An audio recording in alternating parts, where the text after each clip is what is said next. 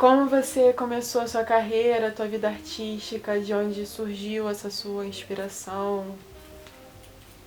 Bom, o que eu posso dizer é que desde pequenininha eu gostava das cores. Eu tinha 5 anos e subindo um morro que ficava atrás da casa da minha avó em Petrópolis, caminhando, era um morro muito bonito, caminhando por ali, eu descobri umas estrias de terras branca, vermelha, amarela, enfim, de várias cores. E isso me impressionou muito. Trouxeram uma colher, eu guardei aquelas terras coloridas. Mas eu só tinha 5 aninhos. Mas é para dizer que a cor já me impressionava. Depois disso, eu comecei vamos dizer, meu pai, que era médico, não tinha nada a ver com a pintura, mas ele gostava de pintura. Ele viu que eu gostava muito de desenhar, de colorir, então ele me deu uns livros, uma série de livros impressionistas, e me comprou tinta, palheta, tudo isso, e começou só a me explicar como misturava as cores, como é que fazia. E eu então, ele nunca pegou na minha mão, eu sempre fiz tudo por mim. Mas foi daí que eu comecei a pintar. Eu comecei a fazer meus quadros, um pouco no início, baseado nos artistas impressionistas franceses, que é normal por causa dos livros, né? Depois eu fui me liberando. E depois eu, com um pouco mais de idade, não muito idosa, mas jovem ainda, eu fui estudar no MAN, com o Ivan Serpa, que na época era considerado um grande professor. E realmente foi um local que deu muita vivência, muito conhecimento, não só por ser dentro do museu, o MAN, na época, ele é, até hoje tem coisa, mas na época ele era mais dinâmico. Na época toda hora tinha exposições que vinham do exterior. Então é uma coisa que nós acabamos a aula, íamos sempre todos conversar no bar, bater papo com os críticos. Então havia um dinamismo muito bom. Fora disso, as aulas do Ivan Serpa, ele tinha um método muito diferente, um ótimo professor. A gente tinha que preparar as obras e trazer. E ele pedia para a gente colocar de frente para todos os alunos. Era um grupo de uns 30, mais ou menos, que depois ficaram artistas bem famosos. Mas nós todos ficávamos ali sentadinhos e um ia para, como se diz, para a ribalta. Então a gente ficava lá, punha o quadro e o Serpa, ele começava a analisar. Dizia o que ele achava do quadro, não sei o quê. Então com isso havia uma troca, um intercâmbio de ideias, porque vendo também o trabalho de meus colegas e ele vendo os meus, eu acho que havia uma certa influência. E todos depois se tornaram muito bons artistas, quase que todos, né? Que é uma coisa normal num curso.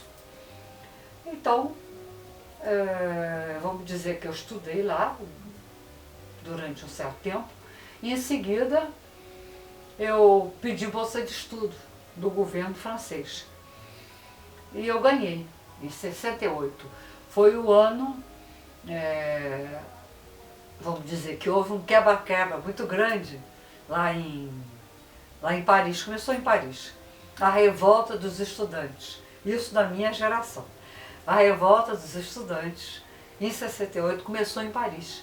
Eles brigavam muito com os policiais, com o pessoal de indústria. Eles eram contra essa sociedade de indústria, de capitalista. Eles também, nós defendíamos as mulheres que não tinham direitos de vida como os homens tinham. Então, houve uma liberação também da mulher nos anos 68. Mas esse movimento correu o mundo nesse período e foi inclusive para o Brasil. Só que, para uma pessoa que vai para uma bolsa de estudo, estava tudo quebrado em Paris. Não tinha quase que nada. Eu me lembro de eu chegar na École des Beaux-Arts e falar com um rapaz que também era artista. Ele falou: o que é que você vai fazer aqui? Não tem nada, está tudo quebrado. Então as galerias se fechavam, as galerias, não havia tanto movimento. Então, vamos dizer que eu sentia aquele clima, l'air de Paris, né, que é conhecido, mas eu não tive, vamos dizer, a vivência que eu gostaria de ter. Então voltei para o Brasil, porque era de um ano a bolsa. Voltei. Mas eu voltei já com o intuito de pedir uma outra bolsa, e eu pedi, e ganhei. Então, voltei para Paris de novo, aí foi em 71, aí eu já voltei com os objetos que eu expus na Galerie Debré, em 71. Eram os objetos que eu trouxe do Brasil, e eram também já um intercâmbio. Todo mundo nessa exposição tinha que jogar bolas de ping-pong, com a palavra direção, e abrir caixinhas. Essas caixinhas estava escrito recherche na tampa. Quando a pessoa abria, numa delas só estava escrito rencontre. Então era uma exposição interativa. Quer dizer, eu gostava já de jogos, desde essa época. E para dizer também que eu dei um pulo, aí dei um salto, que no Brasil, antes de eu ir para Paris, eu trabalhava com os puzzles. Eu expus os puzzles, fazia muito, que também era interativo, havia movimento, as pessoas mexiam, apareciam novas formas. As pinturas também, como o Prêmio Jovem Arte Contemporânea, também ainda no Brasil em 67, antes de eu ir para Paris, eu tinha nas pinturas, em geral eram 3 séries, e era uma série de 3 quadros. Então, esses quadros eles iam se movendo, os personagens se moviam, trocavam de roupas, enfim, eles trocavam também tudo numa faixa de pedestres, trocavam de um lado para outro. Então havia essa interação, só que com objetos, com caixas também, caixas que eu colocava no chão, que as pessoas mexiam. Só que isso era, vamos dizer, pintado sobre madeira, compensado, né? E isso tudo foi da época do Brasil, quando eu tive assim, uma boa aceitação da crítica, dos críticos importantes, né? Como da época, como Frederico Moraes, Valmir Ayala, Jair Maurício, Roberto Pontual, enfim, vários críticos.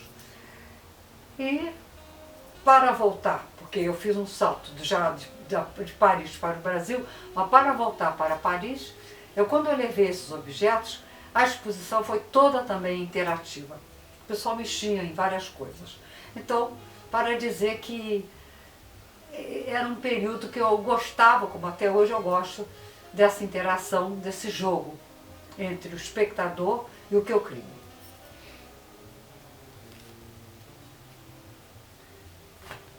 Sobre a Sinfonia do Novo Mundo, como você retomou o tema dos desconhecidos, assim como em 68 você já pintava as pessoas desconhecidas que atravessavam as ruas? Se tem alguma ligação esses desconhecidos de agora com os do início da carreira? Damos agora um salto muito maior, de gafanhoto, muito maior, do ano 2015. Eu estava ainda em Roma, não tinha chegado em Madrid. E eu comecei uma série, Sinfonia do Novo Mundo, que eu intitulei. E inclusive fiz um vídeo que tem um fundo musical de um trecho do Dvořák, que fez a Sinfonia do Novo Mundo, fez essa música, né? Essa sinfonia que ficou muito famosa. Ele ficou impressionado com os Estados Unidos, então ele fez essa música. E isso me serviu de inspiração para as pessoas desconhecidas. Primeiro eu coloquei nessa série os conhecidos, que era a Dona Isabel, que deu as naves para o Cristóvão Colombo, o Cristóvão Colombo, o Dom Manuel, chamado Venturoso, também com a descoberta, e o nosso Pedro Álvares Cabral, que descobriu o Brasil. Quer dizer, esses eu nomeei. Depois eu pensei em colocar a palavra South American Indian, por exemplo, né? Boy. Quer dizer, eu comecei a pensar nos seres que existiam nesta época nas Américas, América do Norte e do Sul, e os seres que passaram e que não se fala mais. Ninguém sabe quem é um índio, quem é um rapaz, quem é um soldado, certamente soldado espanhol, mas ninguém sabe, até um peruano. Os animais também estão no meio, tem cachorro, tem onça, tem objetos. Então ficou tudo, com o passar do tempo, para mim, a importância dessa série, que é uma série mais recente, a importância para mim é o desconhecimento, que você com o tempo você não lembra mais de nada. É como se a vida tivesse acabado. Então eu quis fazer assim um problema de uma volta ao passado, e uma homenagem a todos os seres desconhecidos. Mas tem alguma ligação com o início da sua carreira? Talvez tenha sim, porque eu também fui fui um ser migratório, uma artista migratória, porque eu morei no Brasil. Depois eu morei 8 anos em Paris. Depois 24 em Genebra, na Suíça, onde eu expus, também trabalhei. Mal eu cheguei, eu expus logo no Museu Cantonal de Beaux-Arts, já tinha vídeo, foto e quadro sobre o mesmo tema. E, enfim, na Suíça eu participei da Art Basel 2 vezes, expus também em várias galerias. Uma delas era muito conhecida, que era Engelbert. Engelbert era um homem que trabalhava com Dalí, com a mulher do Dalí sobretudo, porque o Dalí não aparecia, ela que ia. E ela era muito brava, isso ele falava, que ele tinha muitos problemas, porque ela era muito brava. Mas enfim, é só para dizer que essa temporada na Suíça foi muito importante para mim também. Em Paris, nem se fala, porque em Paris foi o lugar que eu mais gostei. Eu ganhei do governo francês não só as bolsas de estudos, eu ganhei 3, na verdade. Ganhei a primeira, 68, a segunda, 71, que foi renovada. Então eu considero 3. Ganhei também, consegui ser aceita, porque é dificílimo, na Cité Internationale des Arts. Morei o máximo, que eram 2 anos. Na minha frente tinha o Sena, que era uma beleza. Passava a noite, o batomuxo iluminava o ateliê. Era ateliê que a gente dormia também, para trabalhar e para dormir. Enfim, voltando a essa série do Zanou, é simplesmente para dizer que eu quis fazer essa homenagem aos desconhecidos, aos seres que existiram, como você me perguntou, né? Mas que passaram pela história e ninguém fala mais nada. Como você foi chamada para a mostra Seleção 75? Como foi a experiência? Essa experiência, o cartaz está ali, 30 créateurs, Sélection 75. Foi André Parinot que me fez o convite, e que eu acho que também o Jean-Jacques Lévesque estava por trás, porque ele gostava muito do meu trabalho, era um crítico muito famoso, também foi diretor da AICA Internacional. E essa seleção para mim foi muito importante, mostrou que a França estava me reconhecendo realmente. Eu participei. Para começar, gostaria de explicar que a exposição rodou toda a França. E eu participei, sendo a única mulher, eu participei com artistas bem mais idosos do que eu e de muito renome. Então, isso para mim foi realmente uma honra. Fiquei muito satisfeita. E como você mantém esse colorido do Brasil estando na Europa? Como você mantém esse colorido do Brasil estando aqui na Europa? Bom, o colorido do Brasil eu não sei explicar, porque realmente tem momentos no inverno, Suíça muito cinza, né? Paris também, e sempre tive cores fortes, sempre. Eu gosto das cores fortes. Eu não tenho uma explicação lógica, mas claro que inconscientemente as cores do Brasil ficaram em mim, né? Como a gente nasce com um tipo de corpo, né? De cor de cabelo, de pele, enfim, o que for, fica na pessoa. Eu não dou uma explicação, não consigo dar. E por que você se mudou para Madrid? Foi para ter novas inspirações? Me mudei para onde? Para Madrid? Ah, isso aí não foi para ter nova inspiração, não. Não vi a palavra que, inclusive, a série da Sinfonia do Novo Mundo eu comecei em Roma. E aqui eu trouxe umas telas muito boas com o grupo. E vou continuar ainda, vou terminar um pouco. Porque é um trabalho que para mim ele tem importância. Tem importância com a migração atual. E com os seres desconhecidos realmente que migram, que morrem no caminho. Enfim, é uma série que para mim é muito atual.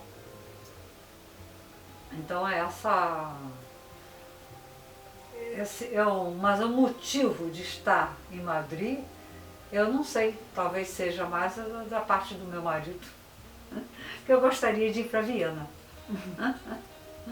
Mas facilidade talvez da língua, porque eu não falo alemão, nem ele. E o espanhol eu falo, mas eu falo mal, tanto que aqui, que aqui é um bairro muito de italianos, Baixada da Itália está aqui pertinho, eu começo a falar e logo pergunto se eu sou italiana. Quer dizer, para mostrar que eu não falo bem mesmo. Mas vamos ver o que vai dar. Certamente eu vou adquirir novas fontes de inspiração.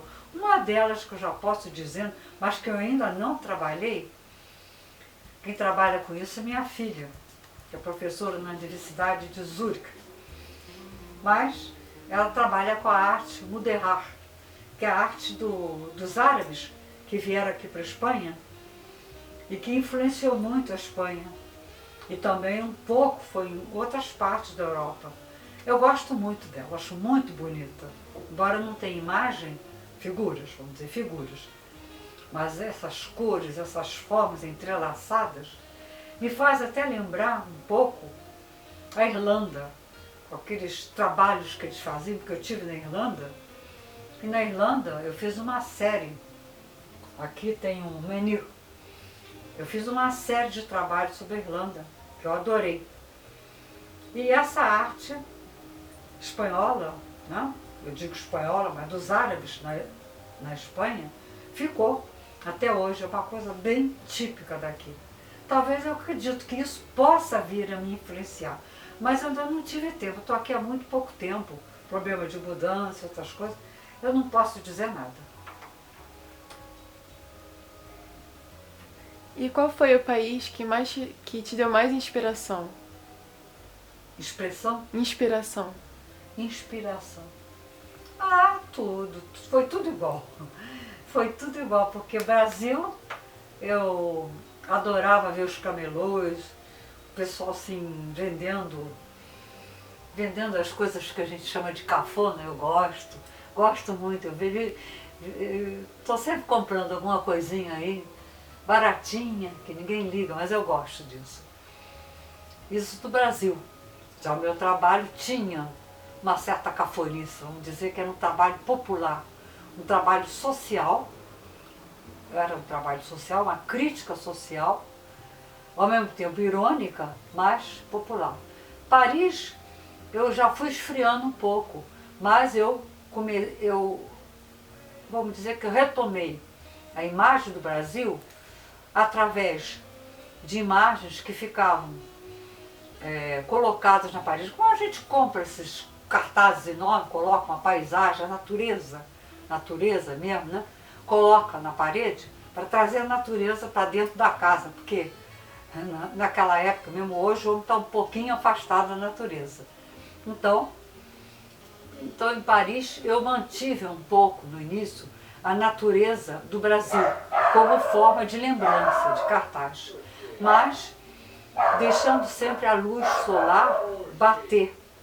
Era a luz, quando eu morei na Cité des Arts, uma grande janela, essa luz batia. Era muito importante a luz solar para mostrar a distância entre o que a pessoa queria viver e vivia. Isso depois, vamos dizer que em Paris eu desenvolvi depois uma série sobre sobre a imagem realista, fiz parte assim do realismo francês. E depois fui para a Suíça, e na Suíça eu continuei a trabalhar trabalhei muito com uma árvore, a mesma árvore que eu desenvolvia em várias partes, que eu fiz em vídeo, fiz em foto. E depois da Suíça eu fui para Roma. Roma, vamos dizer que eu fiquei muito fascinada pelos artistas italianos, que eu acho que como pintores são os melhores que eu pude ver até hoje. Mas em Roma eu tive, vamos dizer, uma inspiração muito pessoal. Esses quadros que estão aqui que sou eu com a minha cachorrinha. Isso é uma coisa muito íntima, muito da minha vida. E depois eu expus no Colégio Romano. Aí sim, aí eu tive um intercâmbio com alguém do passado, que era o Atanásio Kircher, que era um alemão que morou em Roma e que criou o Museu do Mundo. Eu fui convidada para expor nesse local, e quando lá cheguei era para expor minhas obras. Mas quando eu lá cheguei, eu só vi 2 livros do Kircher, mas fiquei muito impressionada, sentia aquele clima dele. Aí eu pesquisei sobre ele. Mas é preciso dizer que era um jesuíta alemão que morou em Roma durante anos e que criou o Museu do Mundo, que era muito famoso na época. Muita gente vinha a Roma para ver o museu dele, porque os jesuítas tinham hábito de viajar muito e trazer várias coisas de várias partes do mundo. Aí sim eu posso dizer que eu tive uma influência, mas não é uma influência, vamos dizer, italiana prática. Foi uma influência do jesuíta, o Kircher, que morou em Roma. Depois, dali, eu estou aqui, e aqui ainda não tenho nada. Em Madrid ainda não tenho nada. Como começou e de onde surgiu a interatividade dos seus trabalhos? Bom, essa interatividade surgiu no Brasil, onde quando eu comecei a fazer os objetos, né, os puzzles, e objetos também grandes, e os personagens que atravessavam a rua, com aquela faixa escrito do pedestre, tinha faixa pintada só para a gente atravessar, né, escrito para e siga, né? Então quando dizia parar, ficava todo mundo paradinho na calçada. De repente, siga, aí todo mundo atravessava, se cruzava. Aí depois de novo para. Aí a gente viu o pessoal parado. Então essa interação começou lá. Esse pare e siga tem a ver com as ordens do governo da época da ditadura nas pessoas? Tem alguma ligação essas ordens das placas com o governo militar da época? Talvez tenha. Eu não era tão consciente, talvez tivesse. A única coisa que eu me lembro é que eu tive um trabalho que eu fiz numa caixa que foi aceita pela Bienal de 67. O júri era um júri internacional, mas foi retirada antes da inauguração da Bienal pela DOPS, porque eles pediram, um delegado lá pediu para retirar meu trabalho, que foi o único retirado, antes de começar a Bienal, porque teve outros, mas depois. Antes eu fui a única. E aí foi uma crítica realmente que eu fiz vamos dizer, à ditadura. Mas uma crítica não como alguns colegas meus faziam, a minha era irônica. Era uma caixa que até participou nesse Modern Tate, The World Goes Pop, só de artistas pop dos anos 60, internacionais, né? E eu participei também, estou no catálogo, com 2 obras, e uma delas é essa caixa. Essa caixa aí foi ligada à ditadura. Mas ali eu fui consciente, eu fui bem consciente do que eu fiz, que era uma crítica aos militares. Agora, infelizmente, essa obra foi destruída por mim mesma, porque meus colegas estavam sendo presos, eu fui ameaçada de prisão. Aí você foi convidada. Continuo. Então o Paulo, que é o curador-chefe, né, do Instituto Tomio Otaki, ele me fez um convite dizendo que já tinha ido na Bienal, pegou documentação sobre esse meu trabalho, que foi retirado pela DOPS. E eu perguntei a ele, você quer que eu lhe mande? Porque eu tenho uma foto péssima, é a única que eu tenho. Mas eu posso fazer um desenho, que eu me lembro muito bem. Aí ele disse, está muito bom, mas só que ele conseguiu com uma galerista, um colecionador que só coleciona artistas dos anos 60. E esse colecionador me encomendou. Eu acabei refazendo aqui em Madrid uma obra, a mesma obra, exatamente igual, com as mesmas medidas, uma obra que foi a tal obra destruída e que foi retirada pela DOPS. Acabei refazendo, que vai ser apresentada agora. Isso para mim me dá muita alegria, porque foi uma galerista que veio aqui buscar, levou e vai ser apresentada lá no Instituto Tomio Otaki. Vai ficar até novembro desse ano, de setembro a novembro. E dá certo, é uma grande exposição com outros artistas e muita documentação que ele está acumulando, né? Eu acredito que será uma exposição bem interessante. O trabalho Manger, como foi a exposição, como funcionou? Qual o trabalho? O Manger. Manger. Não, esse fez parte da exposição na Galerie des Brais. Quer dizer, dessa interação, né, que eu falei que eram trabalhos, objetos, né, onde todo mundo interagia. O Manger fui eu que pedi uma padaria para fazer um pão bem gostoso, grande assim, e com essa palavra manger, né, comer. E eu ofereci, durante o coquetel do vernissage, eu ia com ele assim, tinha vários pães, eu oferecendo, cada pessoa tirava um pedaço e comia. Então ela fez parte, foi uma intervenção que eu fiz no final da exposição. Para falar também um pouquinho do meu passado no Brasil, eu gostaria de dizer que o meu primeiro prêmio eu ganhei na Associação dos Artistas Brasileiros, que foi realizado no Museu Nacional de Belas Artes. Eu tinha 16 anos, foi menção honrosa. E depois, no ano seguinte, eu ganhei o prêmio Medalha de Bronze, com a mesma associação, e quem dirigia a associação era o Oswaldo Teixeira, que era um artista de outra geração, muito conceituado, né? Então, essa foi a minha alegria de dizer que com 16 anos ganhei esse prêmio. Onde o Museu Nacional de Belas Artes do Rio, onde depois eu tive uma individual,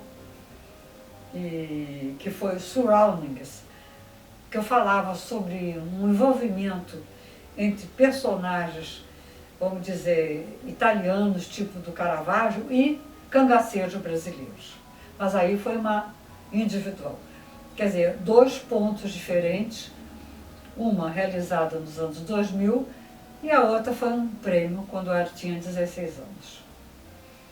Para Paris, eu ainda guardei imagem do Brasil, mas como formas de memória. Elas eram assim, como os cartazes que o pessoal coloca com paisagem dentro das casas, para trazer a natureza para dentro das suas casas. Então, eu pintei muitos quadros com essas paisagens brasileiras, mas já introduzindo a luz solar, luz que entrava pela janela e que ia batendo vamos dizer, no chão do meu ateliê, na Cité des Arts, e abatia também um pouco nessas paisagens. Uma paisagem que a gente via que não eram verdadeiras. Então, isso eu fui desenvolvendo. A ideia foi se, vamos dizer, maturando, né, com o tempo, e muitos críticos da época, eles me consideraram muito com esse tipo de pesquisa. Inclusive foi desse período que eu comecei a trabalhar com vídeo, mas eu não tinha vídeo. Então, o Alfred Bachmann, que foi diretor do Centre Pompidou, na época da grande exposição L@Centre Pompidou, isso é bem mais recente, mas naquela época, quando eu estava em Paris, eu não tendo vídeo, como eu dizia, ele me emprestou um vídeo que, por coincidência, foi o mesmo vídeo exposto nessa exposição, nessa grande exposição, que era só de mulheres, que ocupou 2 andares do Centre Pompidou, e da qual eu participei. O vídeo foi me explicado pelo responsável da parte de vídeo. Ele me explicou que o vídeo estava completamente estragado e que eles procuraram Paris quase que todo e refizeram, renovaram o vídeo.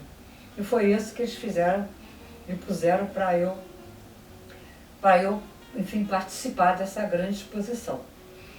Também falei do vídeo porque nesse período eu trabalhava, quando eu me mudei da Cité des Arts, no apartamento tinha essas persianas, por onde a luz solar entra.